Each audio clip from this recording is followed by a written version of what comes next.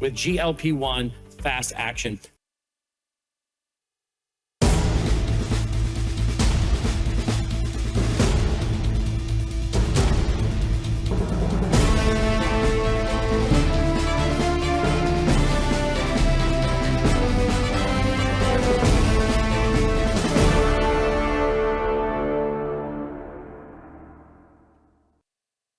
Hello, everybody. Welcome back to another episode of Live Up to Freedom. Thank you so much for joining me today. We are live, as always, on worldviewtube.com, worldviewtube, a Rumble and X account, also on worldviewtube app, which if you haven't installed yet, I strongly suggest you do. It is for free, and you receive notifications whenever there's a live show, especially when there's breaking news or special coverage going on Worldview Tube. Also, we are live on X America News on X, and we're live on all my platforms: Rumble, YouTube, Facebook, Substack, and I think that would be it. I will look at the comment section as always, so if you have any comments, questions, concerns, agreement, disagreement for me or my guests, which we will get to him in a minute, feel free to put them on the comment section and I will read them as we get to them. Before I bring my guest on, I came across a few things today that I figured I should start the show here. Not that in any shape or form this video or any of my videos will ever make its way to President Trump, but I will still do so. Today, I have a message for you, President Trump. And I should say, it's not just my message. It is a message from as far as our grandma, Gohar Eshri. She is the mother of one of the young journalist that was murdered in hands of Islamic Republic of Iran. She has removed her hijab and she is now waving the original flag of Iran, not the Islamic flag, the original flag of Iran. And at this point, she is calling on all Iranians to get behind her to make a change, because if they don't do something today, there will be no Iran left tomorrow. The Islamic regime is done, Trump. There's nothing left of them. Two men in Air Force uniform showed up in public metro, waving the original flag of Iran, not your Islamic flag. Even members of military are joining people.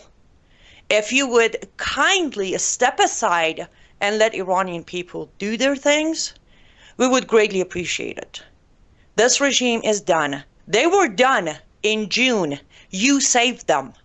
Today, on November 12, 2025, on behalf of Iranian people, I am asking you to step aside, cease all negotiations with the regime, stop throwing them a lifeline, and let Iranians try to free themselves. I don't know if that's a possibility, but I do hope that you can find it in your ego somewhere to look the other way, stop desperately to get your peace prize, and let over 82 million people free themselves. I hope somehow this message makes its way to President Trump. As I said, I'm not holding my breath. And even if it does, I'm not holding my breath that Trump will do it, because 1.2 million Iranians were begging him back in February to sit down with Prince Pahlavi, and he still ignored it to this day. He never even answered his phone call. But I guess it's just good news for us to know that people in Iran are not giving up, and they most certainly don't listen to Trump. Something I feel like people of Israel should start doing. Okay, with that being said, it is time to bring my very special guest, who's a regular here on Live Up to Freedom, Barry Nussbaum, founder of American Truth Project. You can actually find him at findbarry.com. How's it going, Barry? It's going well, and it's wonderful to see you, and I strongly support your opening introduction. Quick comment on that. I was told when I was last in Israel interviewing one of the top intelligence experts in the Israeli military, he said that there have been several occasions at which the ruling mullah class, all the way up to the Grand Ayatollah, were within days of the regime falling. And if America had just given a little nudge, a little show of support, or even a promise of support, the people in the streets would have stayed in the streets until the regime fled. And cowardly United States foreign policy vis-a-vis Iran backed down and let the demonstrators get literally slaughtered in the streets. Thousands and thousands were killed, thousands more were imprisoned, never to be seen again. And so the regime continues, if not for the lack of intervention by the United States, even a very minor one, there might be a free Iran today. Absolutely, yes. That I was saying this morning, Barry, that the closest we have ever come to see this regime genuinely starting to flee was in June, 12 days war. We had reports to plane loading family members as close as sons and daughters and son-in-laws and daughter-in-laws of the heads of regime fleeing the country. But look, they're back in power. And if you don't mind, I would like to actually take the rest of this segment to have your take on what is happening. Listen, I get the talks. You get the talks. We've heard the talks. But I reported today that Iran's sale of oil has hit a record highest since 2018, which tells me and you that regardless of sanctions, Iran's regime is still trading. They're selling oil and in return getting, we don't know, weapons, money, other stuff. What? Right? If they're getting cash or weapon, we know it's turning around, getting to Hamas and Hezbollah and Houthis, or in Sudan for that matter. But point is, and that's the thing, lately a lot of people are like, you're picking on Trump too much. I'm like, who am I supposed to pick on? It's his administration. When it was Biden, I was picking on Biden. When it was Obama, I was picking on Obama. But what do you want me to do? But why? I mean, I get the peace prize thing. I don't get it, but I see it. But why would Trump administration and Trump himself, why? What is the benefit? Name one benefit they are receiving from the regime of Iran. Make this make sense to me. There's none, and you're right. There are extensive amounts of international reports saying that Iranian oil is flooding the world markets through cutouts. Ships that are flagged with other countries, ships that sail without flags, that don't have the international requirements of tracking markers, GPS on the ships. And the oil's going everywhere. When it really comes down to it, these governments are whoring themselves out for Iranian oil that is being sold at prices under the world markets. And what I find extraordinary is Saudi Arabia and the other large exporters are allowing this to happen. If they made a big enough stink about it in the press, and especially directly with Donald Trump, Trump might be motivated to do something. And I don't understand why they're letting the market, they being especially Saudi Arabia, the king of the world oil exporters, is allowing the markets to be flooded by this contraband. It is illegal based on the sanctions for them to be exporting for hard currency. And they're selling to Russia. It's probably going to Eastern Europe, and it's going to China. And obviously, Russia's not going to tell on them, and the Chinese aren't going to tell on them. But it's extraordinary that it's happening, and nobody's doing anything about it. One of the things we talked about when Israel was facing the missile barrage, which we should talk about what's coming next, is whether or not Israel should bomb Karg Island, the slightly offshore enormous facility where oil is pumped out to it and then it is loaded onto tankers. If that facility was taken out with a few bombs, it wouldn't take more than one plane in one bombing run. Iranians' currency on the international markets would stop immediately, would go to zero. And for some reason, that was an off-limit target, which I find extraordinary. And I'm glad you brought that up, because during, I want to say it was day 7th or 8th of the 12 days war, and the employees of that facility, they actually announced that they're not going to go to work because they thought that's going to be the next target. They literally, they put it on their boycott or a strike But they weren't showing up to work after the 7th day of war thinking that's it. This is where Israel's going to hit next. What I was told, to really be blunt, is you're right, and Israel was told that is off limits by the United States. There you go. And I was told that from Israel, from people that know. Bibi had it on the target list. They had the planes ready to go, and Trump had the planes turned around. It's an inside story. I can't give you the source. I was told from somebody that knows. So was I. That's why I was hoping you're going to say it. That's why I brought it up. Because, Barry, every time I say what happened during the 12 Days War, what Trump did, throw a lifeline at the mullahs, everyone's like, you're too attached to this. You shouldn't be discussing. Of course I'm too attached on all fronts. My Iranian blood, my pride in American citizenship, my deep love for Israel, of course I'm too attached. Hello? However, I have not misinformed people. When I say Trump made all the wrong moves, when I say Trump had Bibi's hands handcuffed to a table during those 12 days, I'm not over-exaggerating. Bibi had the right plan. You're right. And by the way, you mentioned in your introduction about the Houthis being funded by Iran. The Israelis had the same target list for the Houthi ports. They did bomb some of the ports, but they did not disable the oil infrastructure, which would have shut that part of the country down. I mean, Yemen is basically two countries: the part that's ruled by the good guys and the part that the Houthis took over years ago. And if the ports were completely shut down and the oil and energy sector was obliterated, which Israel could have done in one or two raids, it would have been over. That would have been the end of the Houthis. And either the United States or Israel could have done it, but they didn't. They were told not to. I don't understand this. It's perplexing to me, because Israel didn't ask the United States to do the work for them. Israel was prepared to do it.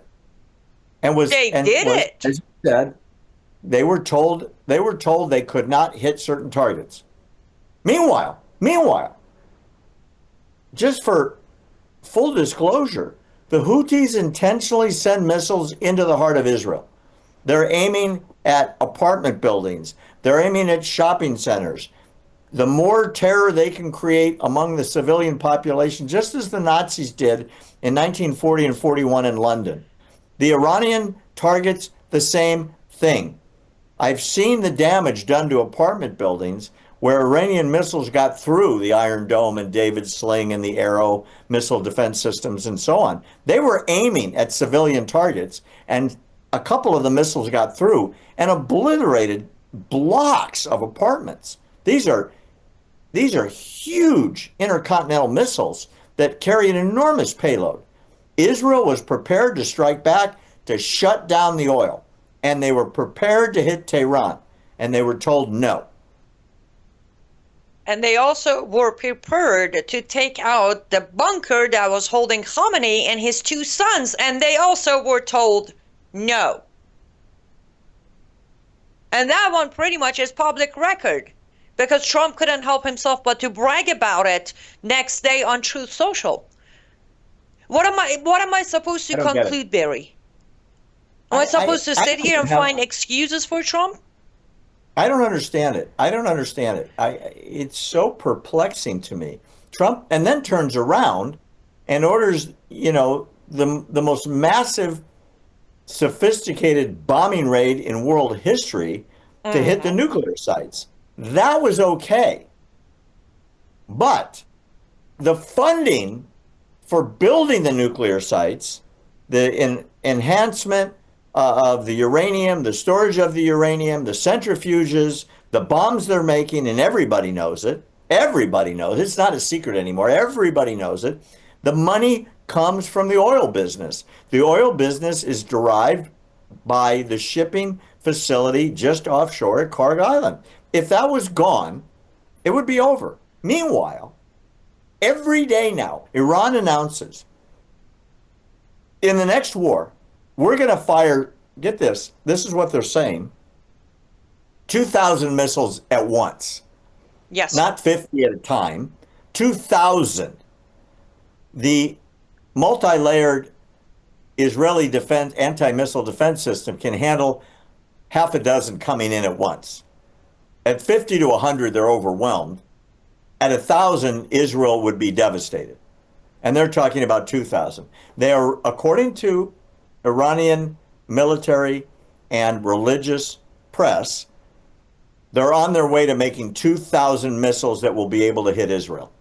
And they're going 24/7 on manufacturing. Hold that thought, because we need to expand on that. We're going to have to take our first ad break, guys. I do see your comments coming in. I appreciate your comments. I'll get to them, I promise. But don't go anywhere. We're going to take a quick ad break. We'll be right back.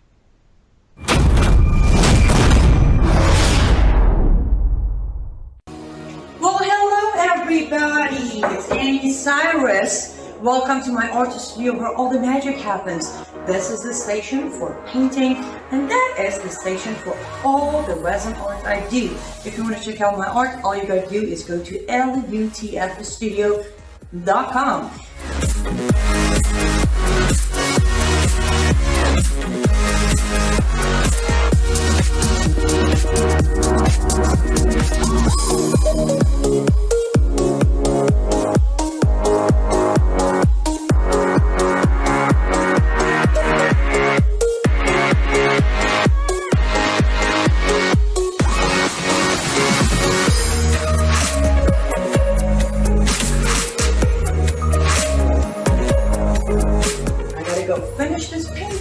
But I'm sure, or at least I hope, I'll see you at lutfstudio.com. News is moving faster than ever, and so are we. Worldview Tube brings you 24/7 live stream coverage and now real-time alerts when it matters most. Once you have the Worldview Tube app installed, exit the app and navigate your way to Settings. In Settings, locate the tab labeled Notifications. Select the Notifications tab. Scroll down until you locate the Worldview Tube app icon. Select the tab, and here you can turn on and customize your notification experience for the Worldview Tube app. News doesn't wait, and neither should you. Turn on push notifications to stay informed. Every headline as it happens. Welcome back to Live Up to Freedom. Thank you so much for staying with us until now. I greatly appreciate it. And yes, if you could head over to my artist studio, lutfstudio.com. That's lutfstudio.com. Use promo code MISSION for special discounts and pick up your Christmas decoration, Christmas gifts, or birthday gifts. I don't know. Some people have birthdays this month and next month. So that would be great. That is one of the two ways you can support what I do, because as you know, I don't actually get paid to do what I do. Everything I do is funded by you and your support. lutfstudio.com, promo code MISSION. Okay, let's bring back Barry.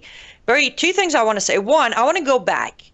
I agree with what you said as far as Trump ordering the most sophisticated operation and dropping B-2s, but let's face it, it was useless, it was wasted time and endangering people. They achieved nothing. 4 months later, immediately I came out and said they achieved nothing. I put a report on Kalang Mountain and it went unnoticed, but now we have confirmation that 400 kilograms of enriched uranium is safe, sound in Kalang Mountain. They're continuing their operation, and we didn't achieve. What Israel achieved in 12 days is something to brag about, to be proud of, but dropping those B-2s was, to me, it was just a show from Trump to somehow try to distract people from his cooperation and constant helping of Iran's regime. Did we achieve anything? Do we have received any proof that we did any kind of damage that pushed Iran's program a week back? Because right now the agency is literally saying they have enough material to build 10 nuclear bombs. That means we didn't make any. The IAEA agrees with you, Annie. Either the material was taken out before, or they've gotten new access into where it was, or it was already distributed out long before into numerous locations. Yeah, those sites were probably somewhere between heavily damaged to completely damaged. The assessment from the United States intelligence matches the Mossad, all of which have gone public saying those sites were destroyed. At least the ability to access the sites was destroyed. Nobody's been inside, as far as we know. But the fact of the matter is, they are bragging on a daily basis that they have enough uranium for a number of nuclear weapons, and they're up and running again, and they will not stop. They announced today, before I came on the air with you, that they will not stop their nuclear program because they want it for peaceful purposes, which is an enormous lie. Everybody in the world knows they're lying. They have 1,000 years of oil. They don't need a nuclear program costing billions of dollars, and they just made a deal with Russia to build them nuclear power plants, which, by the way, can be used to facilitate advancing uranium that can be used for weaponized purposes. Because there's not going to be the traditional, we're coming in, we're going to collect the spent uranium, we're going to make sure it doesn't get super enhanced up to bomb explosive quality and so on. Russia doesn't care, because nobody attacks Russia. Nobody, because Russia's attacks aren't like everybody else, and everybody knows it. You know, if I used to always say after October 7th and the massacre in southern Israel by the barbarians from Hamas and their supporters, that if an attack like that had happened on Russia, there wouldn't be a man, woman, child, donkey, or dog alive in Gaza within 24 hours. They would have obliterated everybody. And they wouldn't have cared what anybody said. So when Russia makes a deal that allows or even facilitates a nuclear program out of Iran, they're not worried about being attacked. They're not worried about being a target, because everybody knows that the second strike, which would be their strike in response, would send Tehran and the surrounding areas into the Stone Age. Yes. But again, I go back to, we didn't achieve anything. Well, bombing. no. You're right. No. But I mean, we lost a lot of money, because from what I understand, that all of that operation, including the B-2s, are pretty expensive. But it comes down back to, I'm going to ask you the question very, I don't mean to put you in a spot, but I'm just going to ask. Is Trump administration genuinely an ally of Israel, or is Trump administration using the term of alliance to feed into what's needed for them to continue empowering their Arab nations?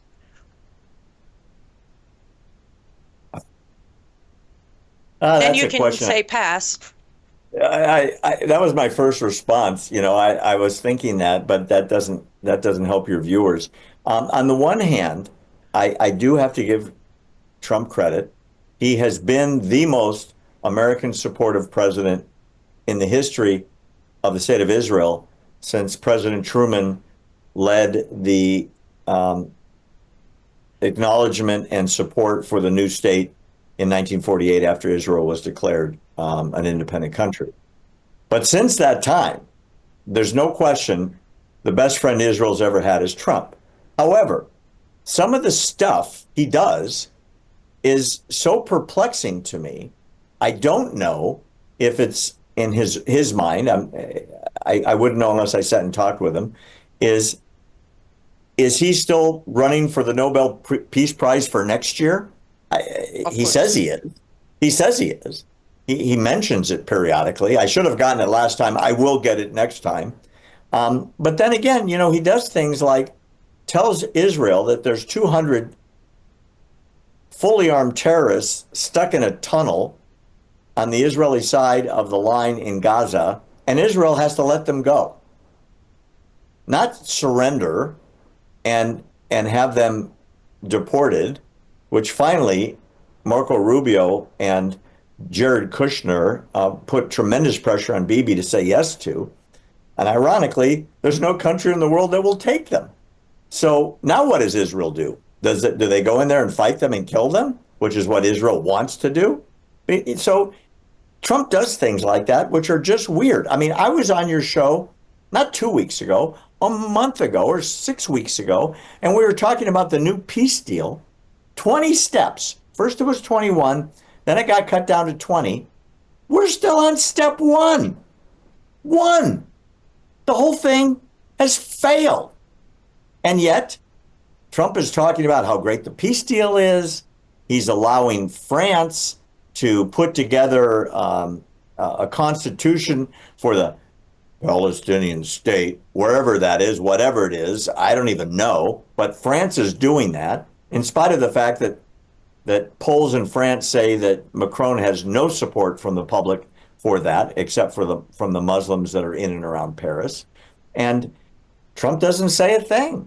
I don't understand it. I just don't know what he's thinking. It's bizarre.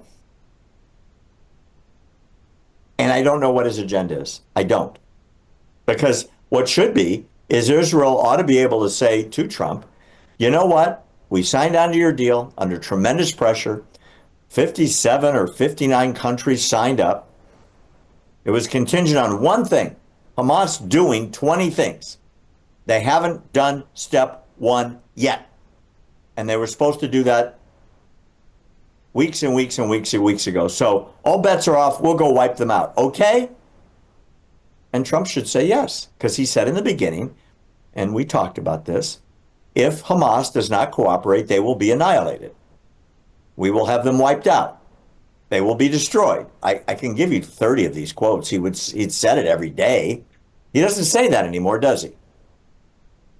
No, because we ran out of 48 hours time stamp. Like in 48 hours, if you don't do it in 48 hours, 48 hours later, he realized, well, I think people are catching up with my tough talk, no action. I better stop doing tough talk. Now, I should have differentiated my question. What you're referring to, which I agree with, is Trump 45th. Trump 47th is very different. I can't. I've been looking from day one. I've been monitoring. I've been writing nonstop. Literally, the first article to come out after we dropped the B2s were me. Brian House genuinely asked me, like, how did you write this so fast? I'm like, oh, I didn't write it so fast. I had it ready. That's how sure I was this show's going to happen. And that's how sure I was it's not going to make a dent. I don't recall Trump 47th doing anything that would show me his a strong support for Israel yet in last 11 months. 45th, absolutely. From day one until last day, he has stood by Israel strong. This time around, I'll tell you what's not generally publicized, and for this I give him a lot of credit. Joe Biden strangled the military supplies of Israel that had already been bought and paid for and contracted and were sitting in warehouses at military production facilities in the United States. And he did it with the full support of his vice president / idiot, Kamala Harris, who made dumb statements after dumb statements trying to be the vice president out front and became increasingly nonsensical the closer it got to her election campaign. The fact of the matter is, when Trump became president, Israel got all of the weapons released that had been paid for and you're had talking been about this 2025, this term. Yes. And so that replenished the stockpiles that Israel was desperate for. Having said that, in many ways, there are so many perplexing things that I can't explain to you.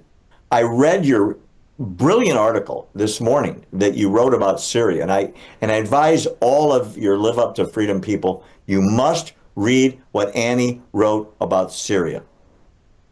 Syria is led by an Al-Qaeda terrorist who changed his name and got out of his terror garb and put on a very nice Armani suit that Trump mentions all the time, and Trump received him like an equal head of state. I have a picture that I put out probably a month ago with the president of Syria holding the severed head of one of his enemies in his hand. There was a $10 million bounty on his head. He's an Al-Qaeda terrorist. and he was received at the White House as if he was an elected, democratically supported head of state. He's a stone cold killer. Hold that thought, because we need to talk way more about what happened on Monday, and I appreciate the compliments. I second that. Head over to my Substack, liveuptofreedom.substack.com, and the title of the Substack, I believe, is The Syrian Hudna Trump Just Signed. Read it. We're going to take our next ad break. When we come back, we're going to actually dive into the Syrian Hudna. Don't go anywhere.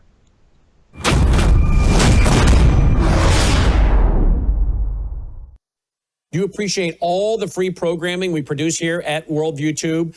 Well, if you do, we need your partnership now. If you're already supporting us, thank you. If you're not, would you please consider doing so? We have to have a big November and December end of the year giving. Please go here right now to this website, worldviewfoundation.com, worldviewfoundation.com. You can give through credit card. You can give through PayPal. You'll find our mailing address there if you prefer to support us through the mail. You'll also find our phone number. Simply use that phone number by leaving a voicemail for Melissa or texting her, and my wife will get back with you and help you make your contribution over the phone. We send out tax receipts with our EIN number, well, the first week of February of each year. We, again, have to have a very big November and December as we get ready for pushing out more Christian worldview programming for 2026. So thank you for going now to worldviewfoundation.com. That's worldviewfoundation.com.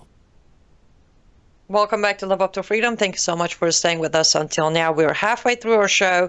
I will not say anything. Let's dive right back into the Syrian Hudna with Barry Nussbaum, founder of American Truth Project. You can find him and his project at findbarry.com. I'm so glad you said that, Barry. I know that suit, the $3,000 suit that made him a good-looking guy, seemed to have also washed away all of his sins and crimes. The event itself was, of course, shocking, but then hearing Al-Sharaa, also known as Jelani to most Americans, sit in front of the interviewer at Fox News and be full-on entitled and saying, I did not sign an agreement, I am not going to deal with Israel, I am not, literally spitting all over us right after he walked out of White House. That was the finish line for me. That was when I did not get much sleep. I was like, we can, under Trump, really? A convicted, a wanted, and hunted jihadist is received at the White House. Sanctions removed. Frozen assets unfrozen. Legitimacy, credibility, all debts paid. And then he sits there and is like, maybe Trump can do it. Maybe Trump can do it. Have you seen that interview yet? I have a feeling you have. You know, in the law, they teach you the comment in Latin, quid pro quo, you know, something for something. And I don't understand what we got. I mean, quite frankly, I honestly have no idea what Trump got, because everything Trump said, Jelani has invalidated. You know, it was Syria's going to join the Abraham Accords. Nope. Syria's going to make peace with Israel. Nope.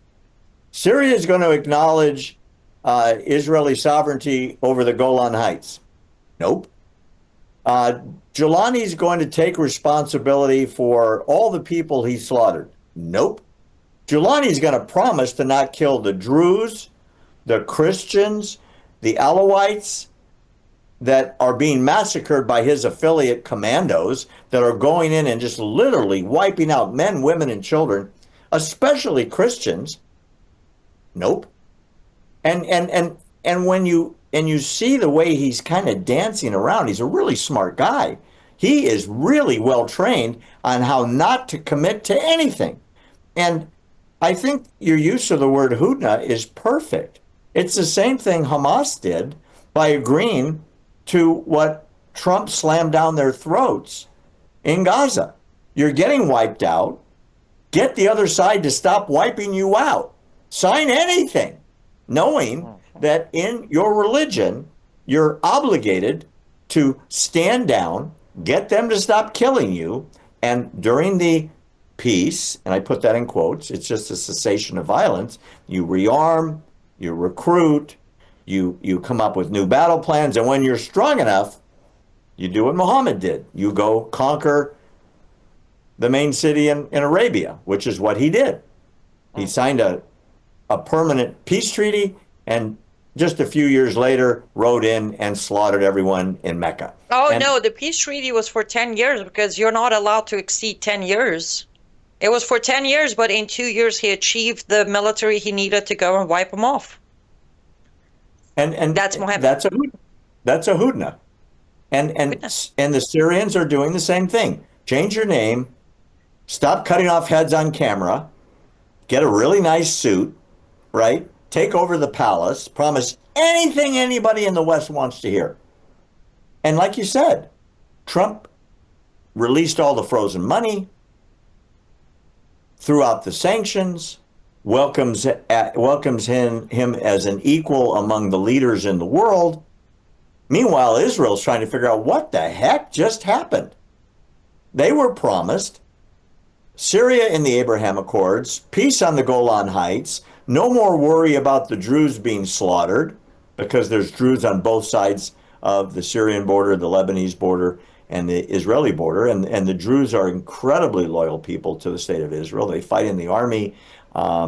They are proudly waving Israeli flags, but they want their relatives on the other side to be free. And that was part of what Trump was supposed to get done. For the life of me, maybe you're smarter on this subject than I am. What did Trump get for us in exchange for Al-Jilani getting everything? Tell me what we got. Well, directly, nothing. But here's my very, very educated analysis of the situation. As you know better than I do, Jilani from day one has been under protection of Saudi Arabia. This whole shake hands for first time back in May of Trump and Jilani happened in Saudi Arabia. Saudi Arabia stepped in and requested approval from Trump to pay off all Syrian debt, which Trump approved and Saudi Arabia did. Unfortunately, from ages ago to today, every single administration has allowed Saudi power to root deeper into our government and into our country.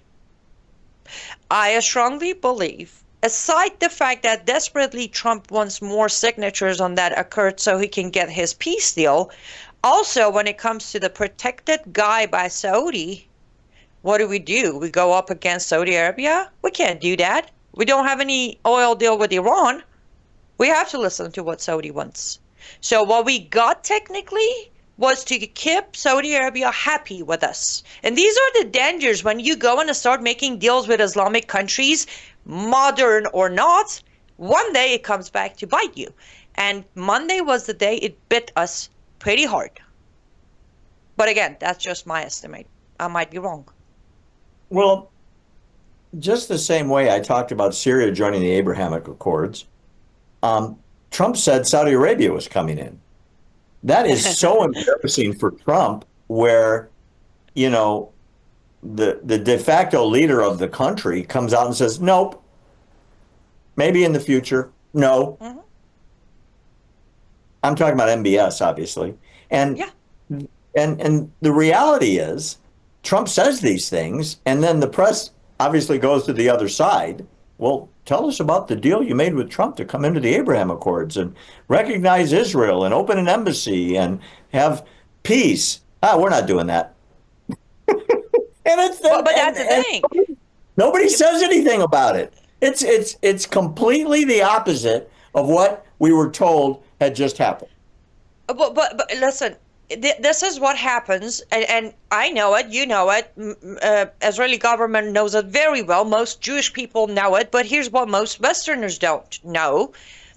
When you don't stand up to Islamic, Taqiyya, Hutna, Ketman, any of them, they will leverage that against you because they see how desperate you are for the negotiation. It could be Biden, it could be Kamala, it could be George Bush, Clinton, Trump. It's not even about the master of all deals or whatever. It's the mentality and the culture difference. They said no the first time. There was no backlash. There was no punishment. There was no consequence. The question followed by, What else can I do for you to sign this? That's when they're like, oh, I see. Okay, now you're going to do this for my buddy over here, Jelani, and then you're going to do that for my buddy over there in Egypt. Oh, by the way, while you're at it, I want you to push back my enemy a little bit. We think we're winning all the negotiations. I stated this on my show note this morning on an interview, that if you would look, and I will gladly do that, I will put together a Substack. Unfortunately, the Middle East situation has gotten worse since January of 2025 versus last year, January 2024. We have not managed anything. You know, Barry. They might think there is ceasefire between Gaza and Israel, and what? As you said 6 weeks ago, but Hamas was 2 weeks away from being done. It would have been much better if we did stay out of it. The same thing with the Iran situation. But the entire Middle East has learned Trump's language, and they're playing his own game better than him. Well, you've left out what may be the biggest elephant in the room, and that's Egypt. The entire Sinai. I brought Egypt in. The Sinai Peninsula is supposed to be a demilitarized zone going all the way back to the peace treaty signed by Sadat. Egypt has occupied the Sinai with a massive movement of military equipment and supplies into the desert, just across the border from Gaza and Israel. And nobody says anything except Israel. And Egypt hosted the peace conference where Trump flew from Israel to Sharm el-Sheikh to sign the deal, right? That supposedly, this was weeks and weeks and weeks and weeks ago, when he was going to get the Peace Prize for sure. And since then, virtually nothing has changed except, and I got to give Trump credit for this, there was tremendous pressure put on Hamas in the very beginning to release the hostages. All the live hostages are out. And there's still a few dead hostages being held. When the pressure comes back, they'll all be miraculously found. But in the meantime, you make a very interesting point. If Trump had just gotten out of the way, Israel would have finished Hamas, and it would have been done. And then, whatever the future is going to be with some sort of international force, it could have been put together, and Hamas would have been in the history books, and Gaza would have been on its way to being independent, again, rebuilt, and for people that want to stay, billions was going to come in from the rich oil states, not to mention the United States, and there would have been a government that would have been okay. Now, I'm just astounded about this. The Palestinian Authority is saying they're going to run Gaza. These are the same people under the most corrupt administration maybe in Middle Eastern history. Everybody connected to the Palestinian Authority has become worth hundreds of millions or billions at the very top. Yasser Arafat's daughter is the richest woman in Europe for the money that her father stole and was secreted away in Switzerland, and everybody knows about it. So Israel's freaking out. We don't want the Palestinian Authority in Gaza. We don't even want them in Judea and Samaria. It's a criminal enterprise of major proportion that still is running today the pay-for-slay program. And everybody that Israel released, thousands of terrorists, I think 1,900 murderers were let out of Israeli jails, many of whom participated in October 6th, in exchange for 20 living hostages. That's insane. And then the Palestinian Authority paid out millions to them. Millions. Because they survived after killing Jews. And that's who Trump seems to be suggesting is going to be in charge of the new government in Gaza. If you were Israel, would you be freaking out? I would be. Well, I wouldn't be freaking out. I would just stop listening to any American president for that matter, not to keep poking at Trump. I would have stopped listening. I completely agree with everything you said, but let's make life a little easier. We can go back to June again, end of June, and we would have just let Israel finish the regime in Iran. Everybody with a little bit of brain knows if the mullahs are done, with that goes Houthis, Hezbollah, Hamas, IRGC. So we could have made it a lot easier instead of earning a ceasefire and throwing life line for the mullahs. By June, we could have finished, cut the head of the snake, and then watch the rest of these little alphabet soups disappear on their own. But we won't disappear, guys. We do need to take our last ad break, however. Don't go anywhere. When we come back, we conclude on this discussion, and I know at least there are 2 questions for Barry on the comment section. I'll make sure to read them to Barry so he can answer them. Don't go anywhere. We'll be right back.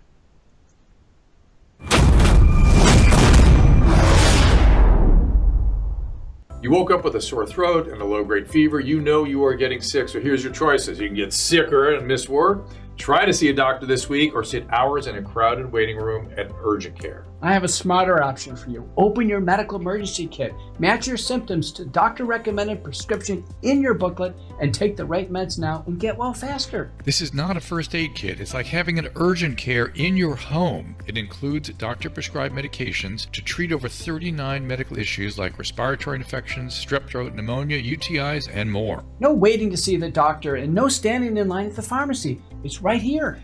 Every home should have at least one medical emergency kit, and here's how to order. Go to worldviewhealthcare.com. Your kit to treat dozens of common and serious illnesses is rushed to your door. worldviewhealthcare.com. That's worldviewhealthcare.com. The emergency kit available at worldviewhealthcare.com. Make sure you don't have to go to urgent care. I got pneumonia. I didn't have to go. I took this last year. Stayed at home. Went to bed. Welcome back to Live Up to Freedom. Thank you so much for staying with us until now. Let me apologize to our audience on Facebook. Seems like Facebook kicked the feed, but I did reset it, so we should be back on a separate feed, but it is Facebook. What do you want me to do? But I did reset the feed over there. Let's conclude on that before we go to some of the comments from our audience, Barry. I'm just going to say that here's what I think. Peace prize is the top priority for Trump, and I'm not ashamed to say that it is what it is. At this point, he will throw anybody under the bus. If that means by end of January 2026, his name is going to be dropped into the list. Secondly, I do believe, knowingly or not, I don't know that part. I really don't, because I'm not that deep into his head or heart. But I do believe if Trump doesn't change course when it comes to outside or inside, dealing with Islamists, I'm not saying Muslims, I'm saying Islamists like Jelani, like Mamdani, like Khamenei, the rest of them. If he doesn't change course, he might very well be the president that stepped further than Obama on Islamization of America. Your thoughts? Ugh. You're not loving me today, are you? Yeah, I was thinking the same thing. You know, I look at Minnesota, I look at Texas, and of course, the monster news out of New York, and I don't recognize my country. We are sliding into oblivion.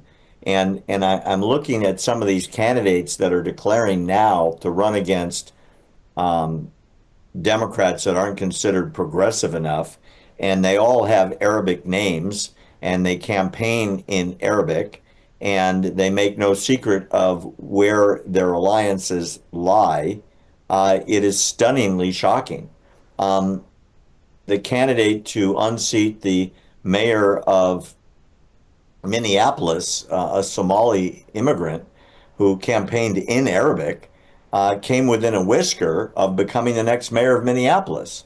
And then the guy that won re-election gave his acceptance speech, not in English, to appease his supporters so that he can show that nobody's going to out-Muslim him, even though he is, for all intents and purposes, an apostate Jew who makes no secret of the fact that he hates Israel. I mean, that's what's happening here.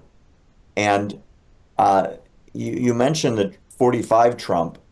The big difference I see between the 45 Trump and the 47 Trump, with obviously Biden in the middle at President 46, is Trump used to recognize the threat of Islam in America.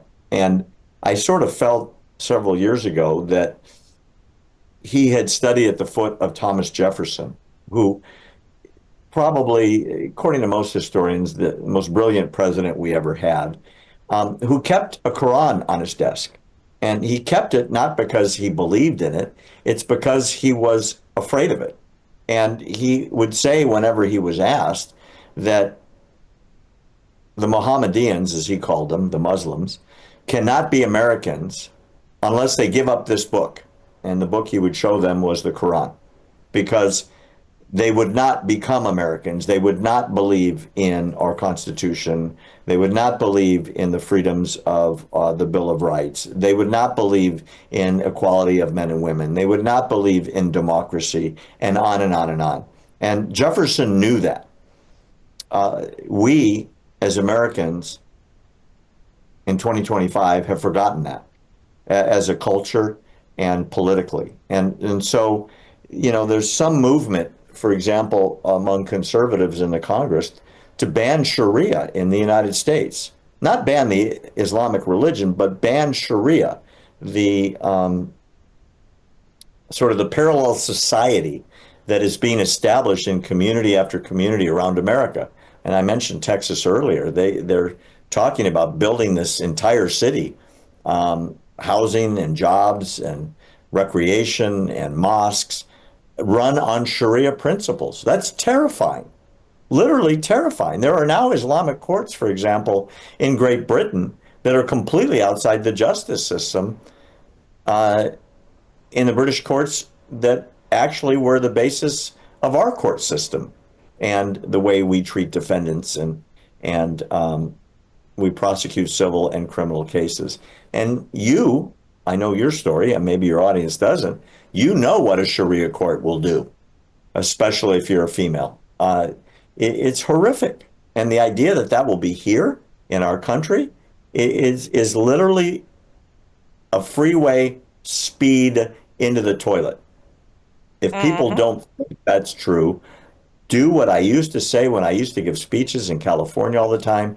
Spend $6 or $7, buy a Quran with a good translation, and read it. And be prepared to be stunned. You have no idea what's in there, and you need to know.